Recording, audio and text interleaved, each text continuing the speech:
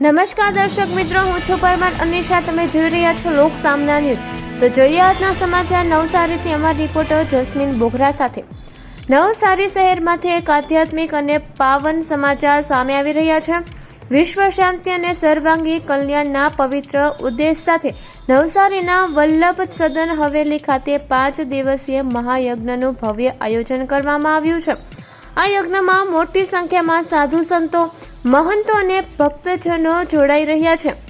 યજ્ઞ દરમિયાન વૈદિક મંત્રોચ્ચાર સાથે હવન, પૂજન અને ધાર્મિક વિધિઓ યોજાઈ રહી છે, જેના દ્વારા વિશ્વમાં શાંતિ, સુખ અને સમૃદ્ધિ માટે પ્રાર્થના કરવામાં આવી રહી છે. આ આયોજનમાં સ્થાનિક આગેવાનો અને ભક્તો પણ ઉત્સાહભેર ભાગ લઈ રહ્યા છે અને સમગ્ર વાતાવરણ ભક્તિમય બની ગયું છે. આ મહાયજ્ઞ આગામી 5 દિવસ સુધી ચાલુ રહેશે, જેમાં વધુમાં વધુ લોકો જોડાઈને આધ્યાત્મિક લાભ લઈ શકે તે માટે આયોજનકારોએ અપીલ કરી હતી. યજ્ઞશાળામાં આજે વૈદિક યજ્ઞ થવા જઈ રહ્યો છે, તો ઓલ સનાતન ધર્મ માટે આ એક યજ્ઞ, આ કાર્ય વૈષ્ણવ સમાજ જલાલપોર નવસારીથી આયોજન કરવામાં આવેલું છે. તો સર્વ વૈષ્ણવ તથા હિન્દુ સર્વ ભાઈઓને આમાં ભાગ લેવા, દર્શન કરવા અને સહપરિક્રમા કરવા વિનંતી.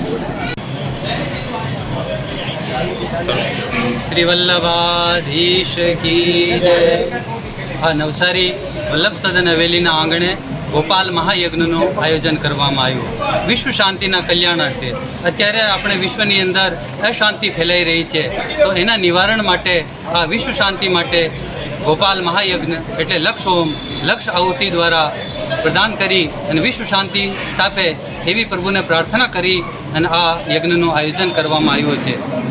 જલાલપુર વૈષ્ણવ સમાજ વલ્લભ સદન હવેલી દ્વારા પ્રાંગણમાં આ આયોજિત કરવામાં આવેલું છે, જેમાં લક્ષ હોમ એટલે 1,60,000 આહુતિ 6 યજમાનો દ્વારા પ્રાપ્ત કરવામાં આવશે. આ યજ્ઞની અંદર વિવિધ પ્રકારના દ્રવ્યોનો, ભૂત દ્રવ્યોનો હોમ કરવાથી વાયુમંડળની અંદર જે અશાંતિ ફેલાઈ રહી છે, જે પ્રદૂષણ ફેલાઈ રહ્યો છે, એ પ્રદૂષણ એ યજ્ઞ દ્વારા નિવારણ થાય, એના માટે આ વિશ્વ શાંતિ માટે આ યજ્ઞનું આયોજન કરવામાં આવેલું છે. ઇતિ શુભમ.